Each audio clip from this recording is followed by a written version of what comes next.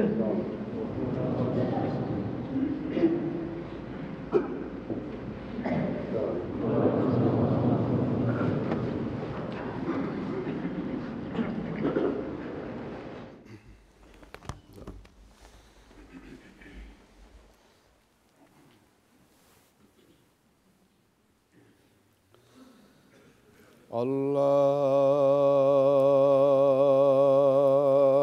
أكبر.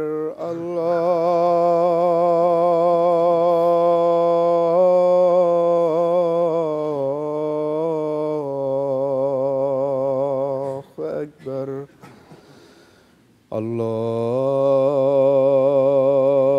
الله أكبر.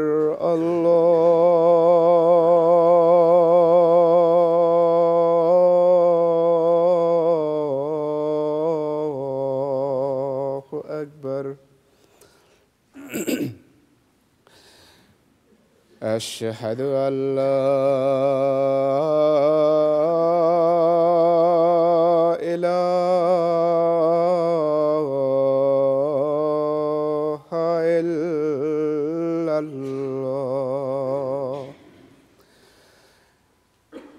أشهد أن لا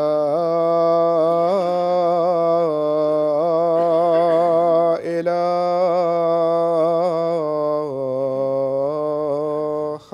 إلا الله.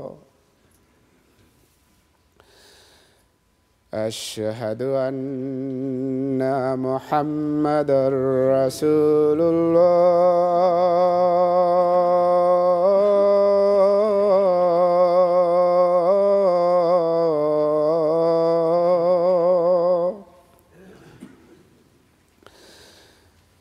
أشهد أن محمدًا رسول الله. حي على الصلاة.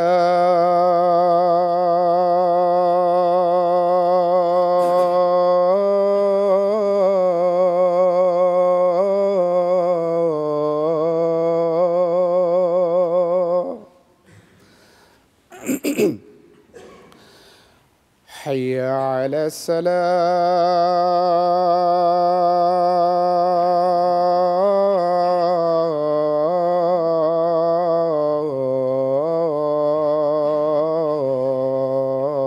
الصلاة. حي على الفلاح.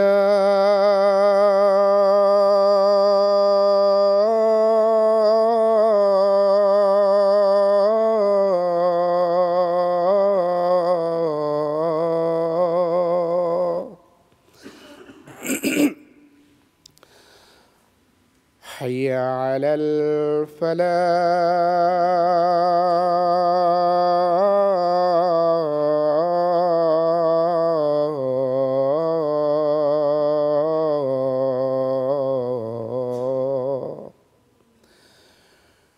الله أكبر.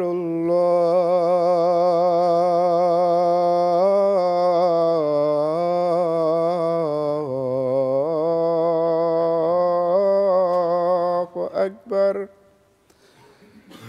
لا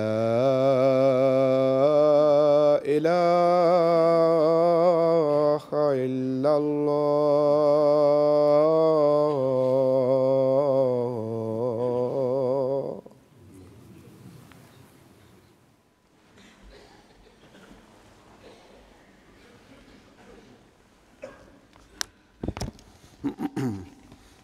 السلام عليكم ورحمة الله.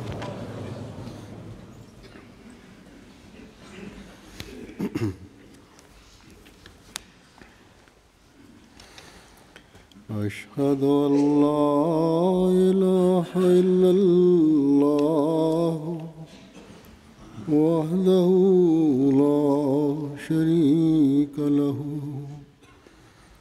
وأشهد أن محمدًا عبده ورسوله.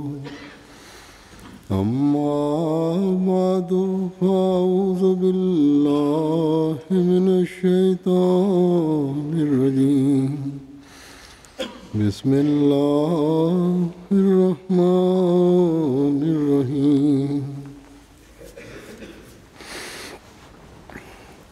الحمد لله رب العالمين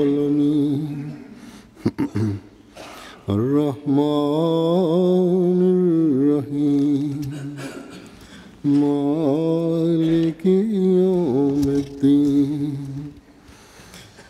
إياك نعبد وإياك نستعين اهدنا الصراط المستقيم صراط الذين أنعمت عليهم غير المغضوب عليهم ولا الضالين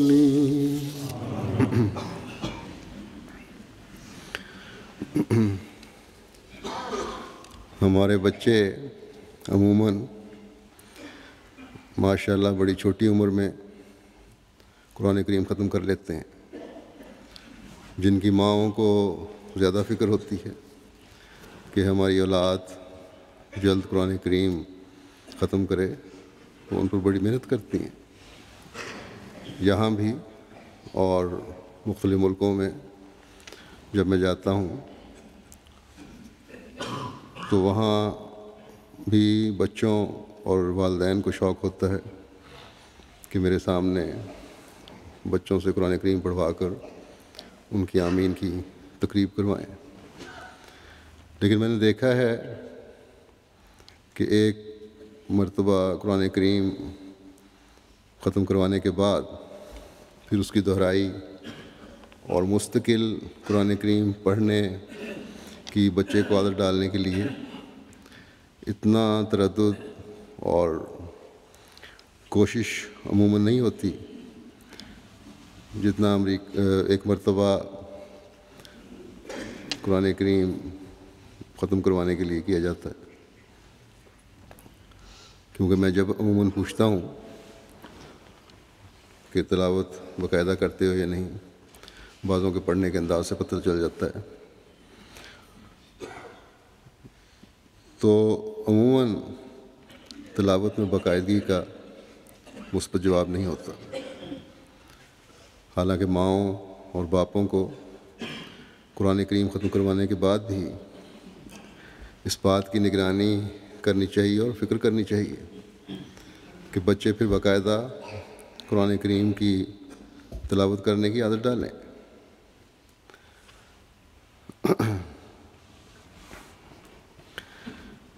بس اپنی فکریں صرف ایک دفعہ قرآن کریم ختم کروانے تک ہی محدود نہ رکھیں، بلکہ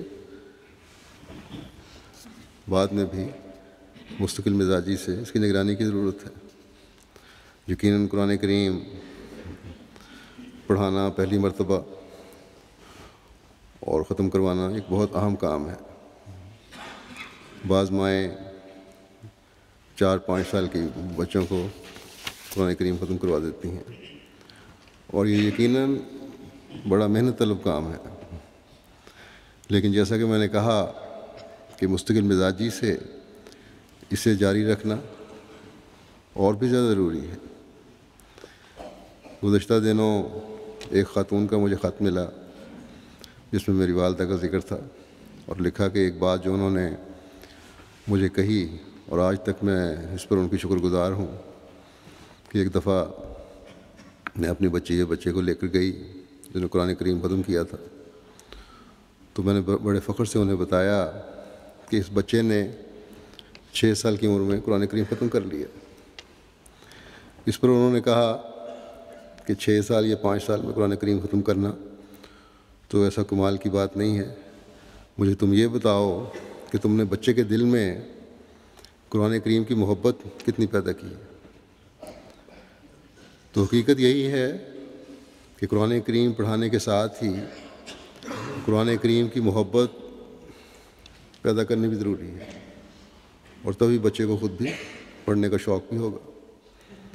اور جس زمانے اور دور سے ہم گزر رہے ہیں، جہاں متفرق دلچسپیاں ہیں بچوں کے لیے، ٹی وی ہے، انٹرنیٹ ہے، دوسری کتابیں ہیں، ان دلچسپیوں میں بچے کا خود صبح باقاعدہ تلاوت کرنا اور پڑھنا اسے قرآن کریم کی اہمیت کا احساس دلائے گا۔ حضرت مسیح موعود علیہ الصلوۃ والسلام نے بھی اس طرح توجہ دلائی کہ اس زمانے میں جب مختلف قسم کی دلچسپیوں کے سامان ہیں، مختلف قسم کی کتابیں موجود ہیں دلچسپی کی، مختلف قسم کے علوم ظاہر ہو رہے ہیں، اس دور میں قرآن کریم پڑھنے کی اہمیت اور زیادہ ہو جاتی ہے، اور ہمیں اس طرح توجہ کرنی چاہیے۔ بس اس کو پڑھنے کی طرف بہت زیادہ توجہ دینے کی ضرورت ہے۔ بچوں میں قرآن کریم کی محبت اس وقت پیدا ہوگی جب والدین قرآن کریم کی تلاوت اور اس پر غور اور تدبر کی عادت بھی ڈالنے والے ہوں گے، اس کے پڑھنے کی طرف زیادہ توجہ دیں گے۔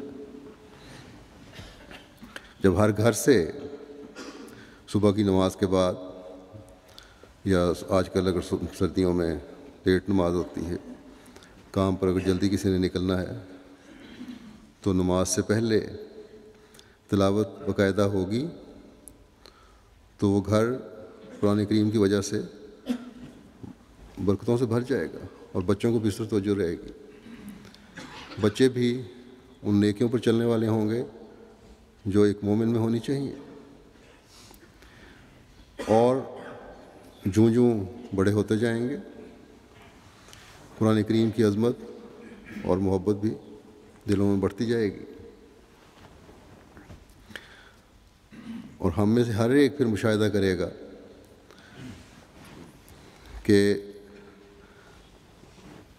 اگر غور کرتے ہوئے ہم باقاعدہ قرآن کریم پڑھ رہے ہوں گے تو جہاں گھروں میں میاں بیوی میں خدا تعالیٰ کی خاطر محبت اور پیار کے نظارے نظر آ رہے ہوں گے، وہاں بچے بھی جماعت کا ایک مفید وجود بن رہے ہوں گے، ان کی تربیت بھی اعلیٰ رنگ میں ہو رہی ہوگی، اور یہی چیز ہے جو ایک احمدی کو اپنی زندگی کا حصہ بنانے کے لیے پوری توجہ اور کوشش کرنی چاہیے۔ اس زمانے میں حضرت مسیح موعود علیہ الصلوۃ والسلام نے اس بات کو ہمیں پیدا کرنے کے لیے بہت کوشش فرمائی ہے، اور یہی مقصد تھا آپ کے آنے کا بھی، کہ ہم قرآن کریم کو دنیا میں ہر چیز سے اعلیٰ مقام دینے والے بنیں، اور اسے وہ عزت دیں جس کے مقابلے میں کوئی اور چیز نہ ہو۔ قرآن کریم کی عزت کو ہم صرف اس حد تک ہی نہ رکھیں جو عموماً غیر جماعت کرتے ہیں، کہ خوبصورت کپڑوں میں رکھ لیا، خوبصورت شیلف میں رکھ لیا، خوبصورت ڈبوں میں رکھ لیا۔ قرآن کریم کی اصل عزت یہ ہے، اور اس کی محبت یہ ہے کہ اس کے احکامات پر عمل کرنے کی بھرپور کوشش کی جائے، اس کے اوامر اور نواہی کو اپنی زندگی کا حصہ بنایا جائے۔ جن چیزوں سے خدا تعالیٰ نے روکا ہے ان سے انسان رک جائے، اور جن کے کرنے کا حکم ہے ان کو انجام دینے کے لیے اپنی تمام تر قوتوں اور استعدادوں کو استعمال کرے۔ اللہ تعالیٰ کا خوف دل میں رکھتے ہوئے اس کی تلاوت کی جائے۔ حضرت مسیح موعود علیہ الصلوۃ والسلام نے بے شمار جگہ اپنی کتب میں، اپنی مجالس میں، ملفوظات میں قرآن کریم کی اہمیت بیان فرمائی ہے، اور ان باتوں کا ذکر فرمایا ہے، ان توقعات کا ذکر فرمایا ہے جو ایک بیعت کنندہ کو، ایک احمدی سے اور ایک بیت کنندہ سے آپ کو ہیں. بس ہمیں اپنے گھروں کو تلاوت قرآن کریم سے بھرنے کی بہت زیادہ ضرورت ہے. اس بات کی ضرورت ہے کہ تلاوت کے ساتھ اس کا ترجمہ بھی پڑھیں تاکہ اس کے احکام سمجھ میں آئیں. گھروں میں بچوں کے سامنے قرآن کریم کی تلاوت کے ساتھ اس کے سمجھنے کے، اس کے ترجمے کے تذکرے اور کوشش بھی ہو. صرف تلاوت کی عادت نہ ڈالی جائے بلکہ ایسی مجلسیں ہوں، چھوٹی چھوٹی باتیں قرآن کریم سے نکال کے بچوں کے سامنے بیان کی جائیں کہ ان میں بھی شوق پیدا ہو. حضرت مسیح موعود علیہ الصلوۃ والسلام نے نماز اور قرآن کے ترجمے کو سمجھنا اور پڑھنا بڑا ضروری قرار دیا ہے. لیکن صرف ترجمہ پڑھنا اور اصل عربی متن یا عبارت نہ پڑھنا، اس کی اجازت نہیں ہے. آپ نے فرمایا کہ ہم ہرگز اجازت نہیں دیتے کہ قرآن کا صرف ترجمہ پڑھا جائے، اس سے قرآن کا اعجاز باطل ہوتا ہے. جو شخص یہ کہتا ہے کہ صرف ترجمہ پڑھنا کافی ہے، یعنی وہ چاہتا ہے کہ قرآن دنیا میں نہ رہے. بس قرآن کریم کا اعجاز کہ اپنی اصلی حالت میں ہے، یہی اس کا اعجاز ہے. بہت بڑا اعجاز ہے کہ اب تک یہ اپنی اصلی حالت میں ہے. اور یہ اللہ تعالیٰ کا اعلان ہے کہ انا نحن نزلنا الذکر و انا لہ لحافظون، کہ یقین ہم نے ہی یہ ذکر اتارا ہے اور یقین ہم اس کی حفاظت کرنے والے ہیں. اور یہ اعجاز جیسے کہ حضرت مسیح علیہ السلام نے فرمایا کہ یہ اصلی عبارت میں، عربی عبارت میں آج تک چلا آ رہا ہے. اور شدید سے شدید معترضین اور مخالفین اسلام جو ہیں ان کو بھی اعتراف کیے بغیر نہیں رہتے کہ قرآن کریم اپنی اصلی شکل میں، اپنی اصلی حالت میں آج تک محفوظ ہے. اگر صرف ترجموں پر انحصار شروع ہو جائے تو ترجمے تو ہم دیکھتے ہیں کہ بہت مختلف ہو رہے ہیں ایک دوسرے سے. بلکہ جب ہم اپنا ترجمہ دنیا کے سامنے رکھتے ہیں تو تسلیم کرتے ہیں کہ یہ ترجمہ بالکل مختلف ہے، کیونکہ غیروں نے صحیح ترجمے نہیں کیے ہوئے. ایک بہت بڑے اسلام پر اعتراض کرنے والے پادری نے امریکہ میں قرآن کریم کے کچھ ترجموں پر صرف ترجمے لیے تھے، عربی ٹیکسٹ نہیں لیا تھا، متن نہیں لیا تھا. اعتراض کر دیا کہ اسلام یہ کہتا ہے، اسلام یہ، قرآن یہ کہتا ہے. اس کو جب ہم نے اپنی تفسیر بھجوائی تو اس کا جواب نہیں اس نے دیا، اور بڑا پیچھا کرنے کے بعد یہی جواب تھا کہ میں نے جو ترجمے کیے ہیں وہ بھی مسلمانوں کے لکھے ہوئے ہیں. تو بہرحال یہ حضرت مسیح موعود علیہ الصلوۃ والسلام ہی ہیں جنہوں نے ہمیں ترجمے میں بھی عربی متن کے قریب تر کر دیا ہے اور اس کے صحیح معنی اور معارف سکھائے ہیں. یہاں ضمناً یہ بھی بتا دوں کہ گزشتہ دنوں احمدیت پر کسی اعتراض کرنے والے کا اعتراض نظر میں سے گزرا، جس میں اس نے کہا تھا کہ اگر مرزا صاحب نبی تھے تو پھر انہوں نے اپنی جماعت کو یہ کیوں کہا ہے کہ امام ابو حنیفہ کی پیروی کرو. تو اس کا جواب تو آپ کی تحریر کی روح سے بہت جگہ آیا ہوا ہے، یہ قطعاً کبھی کہیں نہیں کہا گیا کہ پیروی کرو. لیکن قرآن کریم کے حوالے سے بات کرتا ہوں. ایک حوالہ ہے، کسی نے آپ کی مجلس میں، حضرت مسیح علیہ السلام کی مجلس میں ذکر کیا کہ حنفی مذہب میں صرف ترجمہ پڑھنا کافی سمجھا گیا ہے. اس پر آپ نے فرمایا اگر یہ امام اعظم کا مذہب تھا تو پھر ان کی خطا تھی، صرف وہ غلط بات تھی. بے شک وہ امام ہیں، انہوں نے اسلام کی بڑی خدمت کی ہے، بہت سارے مسائل اکٹھے کیے ہیں، لیکن اگر یہ انہوں نے کہا ہے کہ صرف ترجمہ پڑھنا کافی ہے تو یہ غلط ہے. بہرحال اس زمانے میں قرآن کریم کا اصل حفاظت کرنے کا ذریعہ بنا کر اللہ تعالیٰ نے حضرت مسیح موعود علیہ السلام کو بھیجا ہے۔ آپ نے اپنی جماعت کو قرآن کریم سمجھنے اور اس سے محبت کرنے کی بے شمار جگہ تلقین فرمائی ہے۔ آپ ایک جگہ فرماتے ہیں کہ قرآن شریف قانون آسمانی اور نجات کا ذریعہ ہے۔ گو اس فکرہ کے سیاق و سباق میں ایک بحث کا ذکر چل رہا ہے جو حضرت عیسیٰ علیہ السلام کی قرآن شریف سے وفات ثابت کرنے کے لیے آپ بیان فرما رہے ہیں، لیکن یہ عمومی اصول بھی ہے کہ قرآن شریف قانون آسمانی ہے اور اس لحاظ سے نجات کا ذریعہ ہے۔ ہم اگر دیکھیں تو دنیاوی قانون بھی صرف قانون بن جانے سے فائدہ نہیں دیتا جب تک کہ اسے لاگو نہ کیا جائے، اس پر عمل درآمد نہ کروایا جائے۔ اسی طرح قرآن کریم کا قانون بھی اس وقت فائدہ مند ہے اور نجات دلانے والا ہے جب اس پر عمل کیا جائے۔ اگر اس پر عمل نہیں ہوگا تو یہ نجات دلانے کا ذریعہ نہیں بن سکتا۔ صرف پڑھ لینے اور عمل نہ کرنے سے نجات نہیں ہو سکتی، خدا تعالیٰ کی رضا حاصل نہیں ہو سکتی، اللہ تعالیٰ کی نعمتوں اور انعامات کے ہم وارث نہیں بن سکتے۔ بس قرآن کریم کی تعلیم کو سمجھنا اور اس پر عمل کرنا انتہائی ضروری ہے۔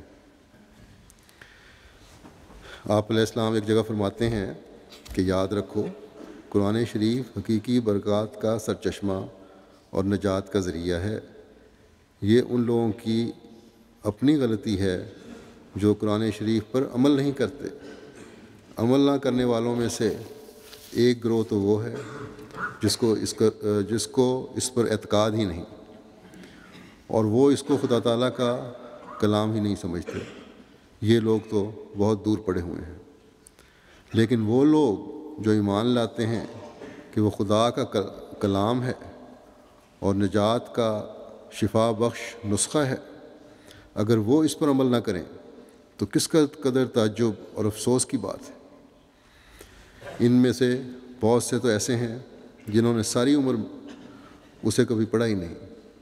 بس ایسے آدمی جو خدا تعالیٰ کے کلام سے ایسے غافل اور لاپرواہ ہیں، ان کی ایسی مثال ہے کہ ایک شخص کو معلوم ہے کہ فلاں چشمہ نہایت ہی مصفہ اور شیریں اور خنک اور اس کا پانی بہت سی امراض کے واسطے اکسیر اور شفا ہے۔ یہ علم اس کو یقینی ہے، لیکن باوجود اس علم کے اور باوجود پیاسا ہونے کے اور بہت سی امراض میں مبتلا ہونے کے وہ اس کے پاس نہیں جاتا۔ تو یہ اس کی کیسی بدقسمتی اور جہالت ہے۔ اسے تو چاہیے تھا کہ وہ اس چشمے پر منہ رکھ دیتا اور سیراب ہو کر اس کے لطف اور شفا بخش پانی سے حظ اٹھاتا، مگر وہ باوجود علم کے اس سے ایسا ہی دور ہے جیسا ایک بے خبر۔ اللہ تعالیٰ ہمیں اس پیغام کو، اس درد سے بھرے الفاظ کو سمجھتے ہوئے قرآن کریم کی تعلیمات پر عمل کرنے کی توفیق عطا فرمائے، اسے سمجھنے کی توفیق عطا فرمائے۔ ہماری بیعت کا حقیقی حق اسی صورت میں ادا ہوگا جب ہم قرآن کریم کی تعلیم کو اپنے اوپر لاگو کریں گے۔ اور قرآن کریم کی تعلیم یہ ہے، جیسا کہ پہلے بیان ہوا، کہ قرآن کریم میں بیان ہوئی ہر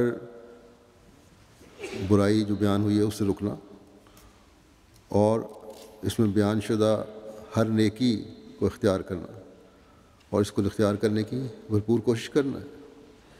حضرت مسیح موعود علیہ السلام فرماتے ہیں کہ قرآن شریف صرف اتنا ہی نہیں چاہتا کہ انسان ترک شر کر کے سمجھ لے کہ بس اب میں صاحب کمال ہو گیا، بلکہ وہ تو انسان کو اعلیٰ درجے کے کمالات اور اخلاق فاضلہ سے متصف کرنا چاہتا ہے کہ اس سے ایسے اعمال و افعال سرزد ہوں جو بنی نوع کی بھلائی اور ہمدردی پر مشتمل ہوں، اور ان کا نتیجہ یہ ہو کہ اللہ تعالیٰ اس سے راضی ہو جاوے۔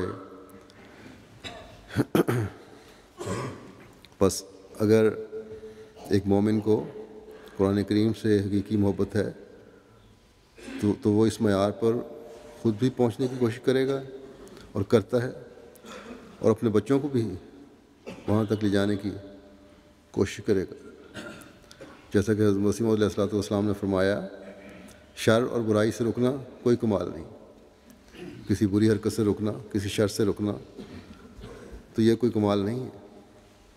یہ ہمارا مطمع نظر نہیں ہونا چاہیے، بلکہ ہمیں اپنے ٹارگٹ بڑے رکھنے چاہیے اور اس کے حصول کی کوشش کرنی چاہیے کہ قرآن کریم میں بیان ہوئی تمام قسم کی نیکیوں کو اپنے اوپر لاگو کرنے کی کوشش کرنا۔ جب یہ کوشش ہر مرد، عورت اور بچے سے ہو رہی ہوگی تو ایک پاک معاشرے کا قیام ہو رہا ہوگا۔ اس معاشرے کا قیام ہوگا جو اسلام جس کو قائم کرنا چاہتا ہے۔ آئے دن جو اسلام اور قرآن کریم پر اعتراض کرنے والے ہیں ان کے منہ بھی بند ہوں گے۔ یہاں دو عورتوں کا آج کل بڑا شعرہ ہے، مختلف جگہوں پہ وہ لیکچر وغیرہ دیتی رہتی ہیں، جو اسلامی قوانین پر اعتراض میں حد سے بڑی ہوئی ہیں۔ گزشتہ دنوں خدام الاحمدیہ یو کی کوشش سے UCL میں ایک مباحثہ ہوا ہے، ان کے ساتھ ایک ڈیبیٹ کی صورت پیدا ہوئی جو یونیورسٹی کی انتظامیہ نے آرگنائز کی تھی، جس میں ان دو خواتین نے اسلام پر اعتراضات کی جو ان کا طریقہ کار ہے اپنی طرف سے بڑی بھرمار کی۔ لیکن ہمارے خدام، جن میں سے ایک پاکستانی اوریجن کے ہیں اور یہاں جامعہ میں پڑھتے ہیں، طالب علم جامعہ کے ہمارے UK کے، اور دوسرے ایک انگریز نو احمدی، ان دونوں نے ان کو ایسے مسکت اور مدلل جواب قرآن کریم سے اور قرآن شریف کی تعلیم کی روح سے دیے، اسلام کی حقیقی تعلیم کی روح سے دیے، کہ وہ غصے سے پیچ و تاب کھاتی نہیں سنا، بلکہ ان کے حمایتیوں نے بھی ان کی اس حالت پر جس طرح وہ اعتراض کر رہی تھیں بڑھ بڑھ کے افسوس کا اظہار کیا۔ اور یوں اللہ تعالیٰ کے فضل سے احمدی نوجوانوں کے ذریعے سے اسلام کی فتح ہوئی، اسلام کی تعلیم کی فتح ہوئی۔ بس ہمیں قرآن کریم سمجھنے کی بہت زیادہ کوشش کرنی چاہیے، اس پر عمل کرنے کی کوشش کرنی چاہیے، تبھی ہمارے اپنے گھر بھی جنت نظیر بنیں گے اور اپنے معاشرے اور ماحول میں بھی ہم تبلیغ کا حق ادا کرنے والے بن سکیں گے۔ قرآن کریم کی تلاوت کرنے کا طریق سکھاتے ہوئے حضرت مسیح موعود علیہ السلام فرماتے ہیں کہ قرآن شریف تدبر اور غور اور فکر سے پڑھنا چاہیے۔ حدیث شریف میں آتا ہے کہ ربا قارن یلنہ القرآن، یعنی بہت سے ایسے قاری ہیں، قرآن کریم کے قاری ہوتے ہیں جن پر قرآن کریم لعنت بھیجتا ہے۔ جو شخص قرآن پڑھتا اور اس پر عمل نہیں کرتا اس پر قرآن مجید لعنت بھیجتا ہے۔ تلاوت کرتے وقت جب قرآن کریم کی آیت رحمت پر گزر ہو تو وہاں خدا تعالیٰ سے رحمت طلب کی جاوے، اور جہاں کسی قوم کے عذاب کا ذکر ہو تو وہاں خدا تعالیٰ کے عذاب سے خدا تعالیٰ کے آگے پناہ کی درخواست کی جاوے، اور تدبر اور غور سے پڑھنا چاہیے اور اس پر عمل کیا جاوے۔ بس یہ صورت اسی وقت ہو سکتی ہے جب اس کی اہمیت کا اندازہ ہو، اس سے خاص تعلق ہو۔ بس یہ اہمیت اور خاص تعلق ہم نے اپنے دلوں میں قرآن کریم کے لیے پیدا کرنا ہے۔ بعض لوگوں کے اس بہانے اور یہ کہنے کے کہ قرآن شریف سمجھنا بہت مشکل ہے، حضرت مسیح موعود علیہ السلام فرماتے ہیں کہ بعض نادان لوگ کہا کرتے ہیں کہ ہم قرآن کریم کو نہیں سمجھ سکتے، اس واسطے اس کی طرف توجہ نہیں کرنی چاہیے کہ یہ بہت مشکل ہے۔ یہ ان کی غلطی ہے۔ قرآن شریف نے اعتقادی مسائل کو ایسی فصاحت کے ساتھ سمجھایا ہے جو بے مثل اور بے مانند ہے، اور اس کے دلائل دلوں پر اثر ڈالتے ہیں۔ یہ قرآن ایسا فصیح اور بلیغ ہے کہ عرب کے بادیہ نشینوں کو جو بالکل ان پڑھ تھے سمجھا دیا تھا۔ پھر اب کیوں کر اس کو نہیں سمجھ سکتے؟ اس زمانے میں تو ہم پر اللہ تعالیٰ کا یہ بڑا احسان ہے، اور اللہ تعالیٰ نے ہم پر احسان کرتے ہوئے اس زمانے میں حضرت مسیح موعود علیہ الصلوۃ والسلام کو بھیجا ہے، جنہوں نے صرف ظاہری احکام ہی نہیں ہمیں بتائے بلکہ گہرے حقائق و معارف قرآن کریم کے ہمیں کھول کر بیان کر دی۔ وآخرین منہم لما یعلقوا بہم کا فیض ہمیں پہنچایا ہے۔ بس اس خزانے سے ہمیں جواہرات جمع کرنے کی کوشش کرنی چاہیے جو حضرت مسیح علیہ الصلوۃ والسلام نے ہمیں دیے، اور یہ اس وقت تک نہیں ہو سکتا جب تک ہم اس سے حقیقی محبت کرنے والے نہیں بنیں گے۔ دنیا میں بہت سے ایسے لوگ ہیں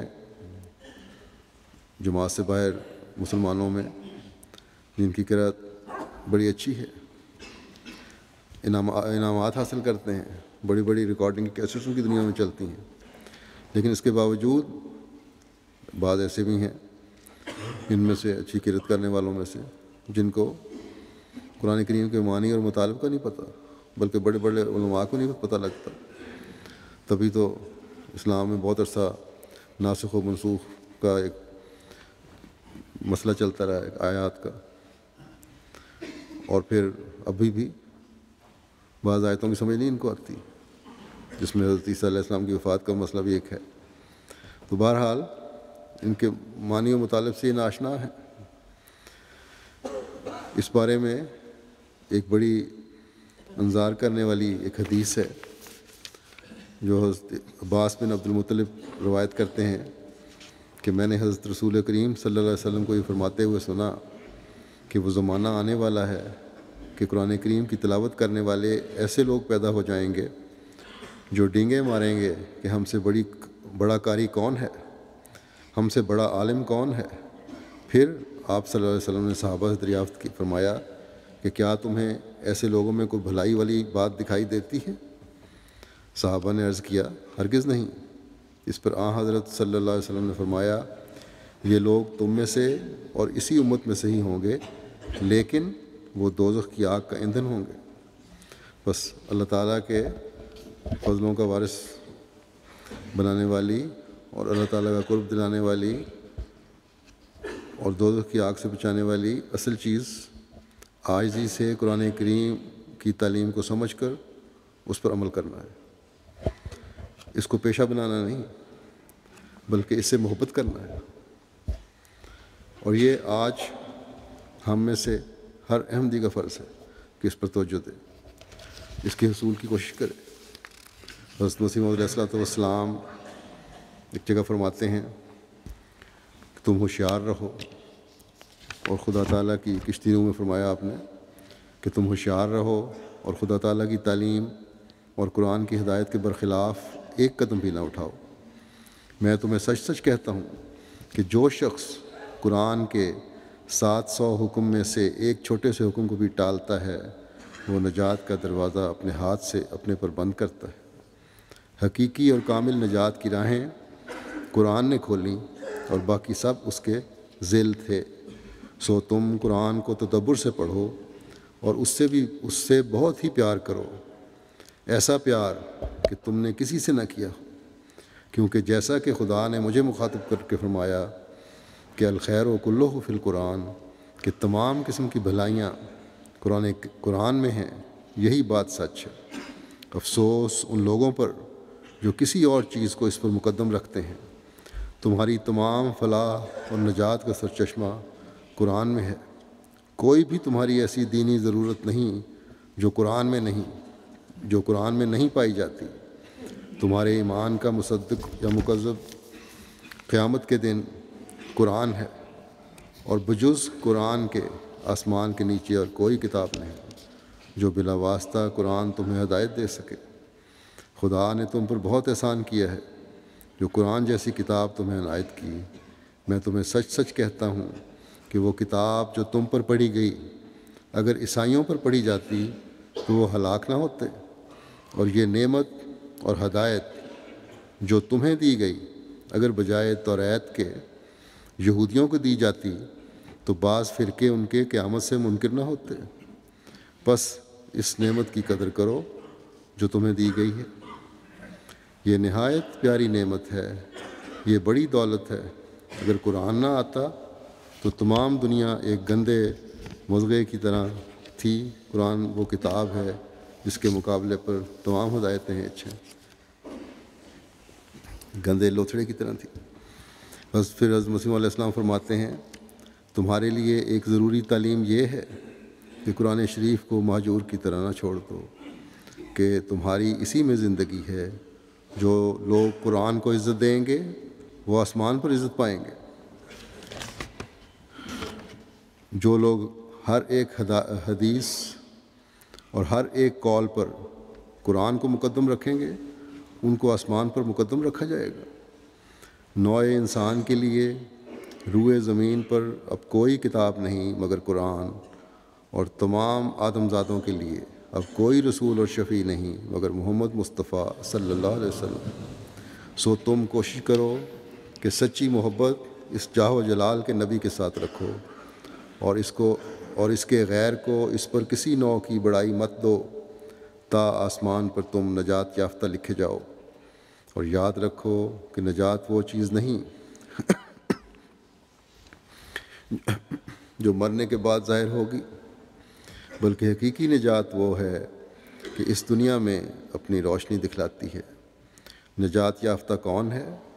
وہ جو یقین رکھتا ہے جو خدا سچ ہے اور محمد صلی اللہ علیہ وسلم اس میں اور تمام مخلوق میں درمیانی شفیع ہے، اور آسمان کے نیچے نہ اس کے ہم مرتبہ کوئی اور رسول ہے اور نہ قرآن کے ہم مرتبہ اور کوئی کتاب ہے، اور کسی کے لیے خدا نے نہ چاہا کہ وہ ہمیشہ زندہ رہے مگر یہ برگزیدہ نبی ہمیشہ کے لیے زندہ ہے، اور اس کے ہمیشہ زندہ رہنے کے لیے خدا نے یہ بنیاد ڈالی ہے کہ اس کے افاضۂ تشریح اور روحانی کو قیامت تک جاری رکھا،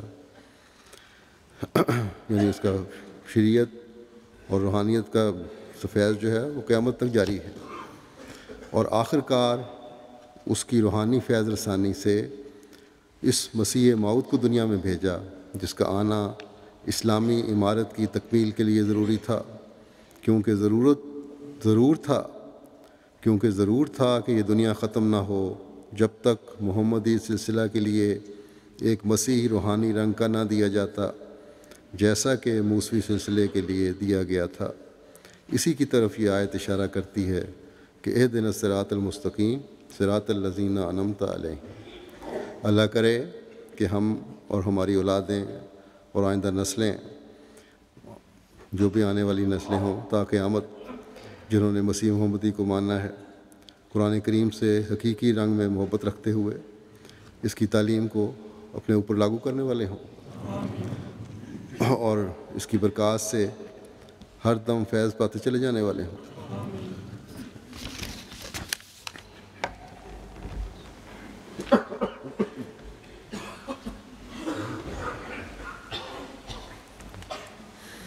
الحمد للہ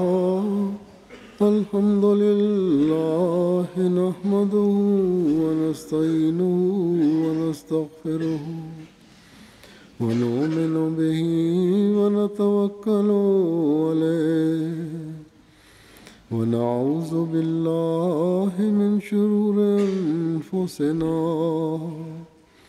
ومن سیئات اعمالنا من يهده الله فلا مضل له ومن يضلله فلا هادي له ونشهد أن لا إله إلا الله ونشهد أن محمدا عبده ورسوله عباد الله رحمكم الله إن الله يأمر بالعدل والإحسان وإيتاء ذي القربى وينهى عن الفحشاء المنكر والبغي يعظكم لعلكم تذكرون اذكروا الله يذكركم وادعوه يستجب لكم ولذكر الله أكبر.